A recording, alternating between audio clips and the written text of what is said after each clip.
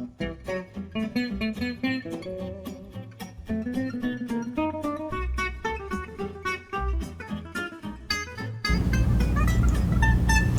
there, guys. Mike here. Mike's DVDs and Blu-rays collection is back for another video. And I'm kind of filming things a little different today, so I'm kind of not in my usual relaxing mode that I am. But today I wanted to briefly talk about a few movies by a director from France, Rene Clair. I just noticed that going through these movies, I have another one of his movies at home that either I haven't watched it yet or I forgot. But these are all Criterion releases, and some of these are some old ones, and I have a newer one to show you. So Rene Clair, he was oh man, I'm thinking about that other movie, and I watched it, but Rene Clair was a French director. I think he was born about 1898. He died in 1981. He had a lot of success in the pre-talking days in France, and then in the 30s he hit kind of a sweet spot there in the early 30s. He was one of the first filmmakers in France to use sound to the extent that he did. And the movie I'm thinking about, and I can't think of the name of it, was a big influence on Charlie Chaplin's Modern Times, because it takes place in a factory, and I'll put the picture up here because I guess I forgot it. And it takes place in a factory. It's like a horn factory or something like that, and it kind of shows the toll on a factory worker, and it's got comedic stuff going on and all that stuff. And actually in 1936 there was a lawsuit. Rene Clair had took Charlie Chaplin to court over like he copied the movie and stuff, and I think it basically boiled down to that, yes, Chaplin did watch the movie before making his movie, but somehow or another they figured it out. It was different. Maybe Chaplin paid him off or something, but anyways, it's nothing like Modern Times. It's similar at times, but not all the time. But anyways, so that movie's really good, and I can't think of the name, and I didn't bring the movie with me, which is totally dumb of me. But anyways, let's talk about this one. This is a older Criterion Collection release. This came out in 2002. This is a DVD. This is a movie called Soleils tes les Paris, Under the Roofs of Paris, and really cool movie. It's kind of a romantic portrait of crowded tenements in Paris. A street singer and a gangster vie for the love of a beautiful young woman. This witty exploration of love and human foibles, told primarily through song, captures the flamboyant atmosphere of the city with sophisticated visuals and groundbreaking use of sound. It's a new technology thing, sound.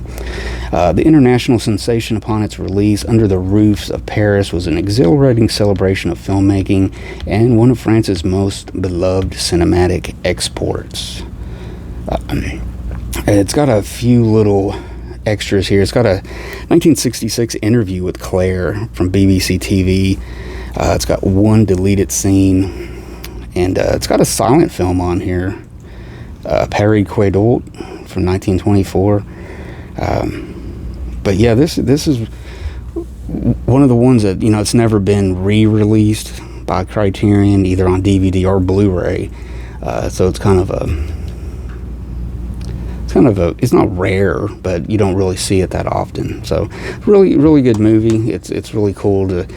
I remember in that movie the camera kind of seems like it glides over the roofs of Paris and kind of just goes into windows, and it's the sets and designs, and I don't know if all that was miniatures or if they really had a crane or how they did that, but for 1931 that's really interesting. So next up, this is a movie called Les Millions.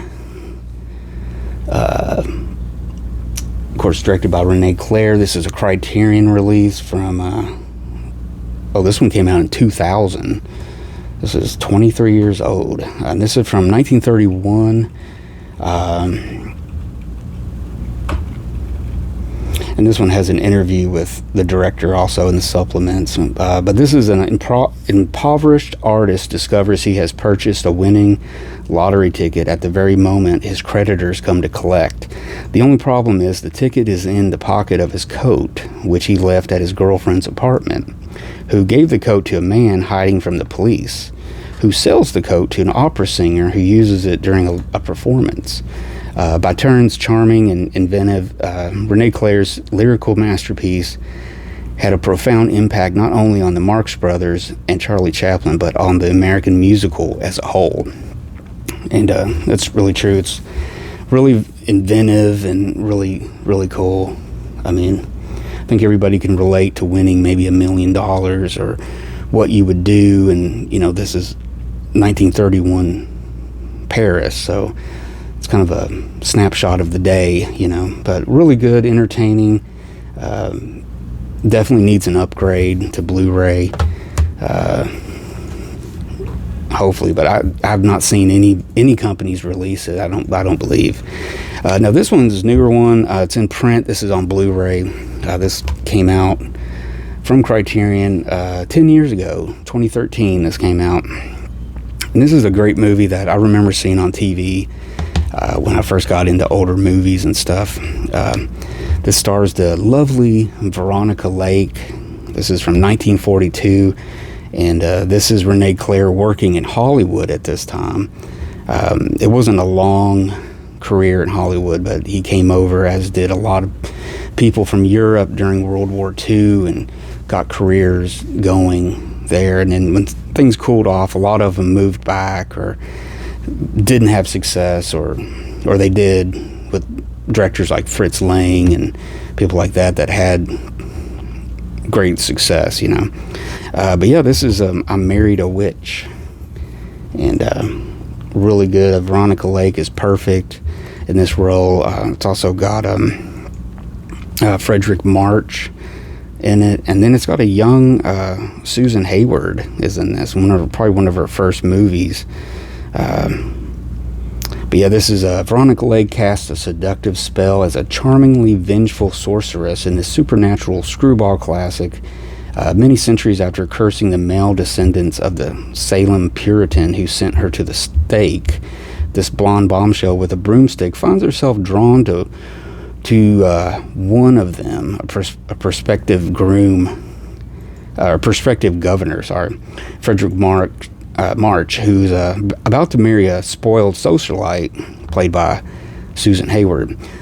This is known as one of the most delightful of the films of the innovative French director Rene Clair, made in Hollywood.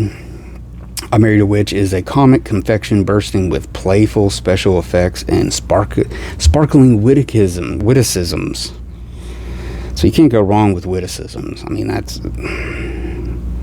But yeah, this is a 2K restoration. It's got an audio interview with director Rene Clair, trailer, and a booklet with some interviews with Rene Clair. So there you go. I Married a Witch.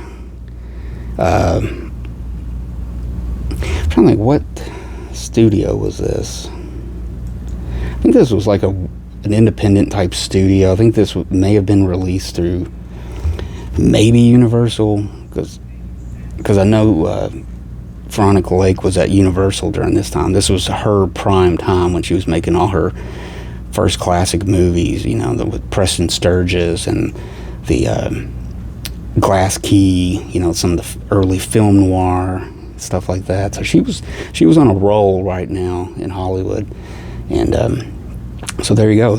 Pretty funny movie, known as a screwball classic. So it might be one of the, I mean, I don't know when the screwball phase ended.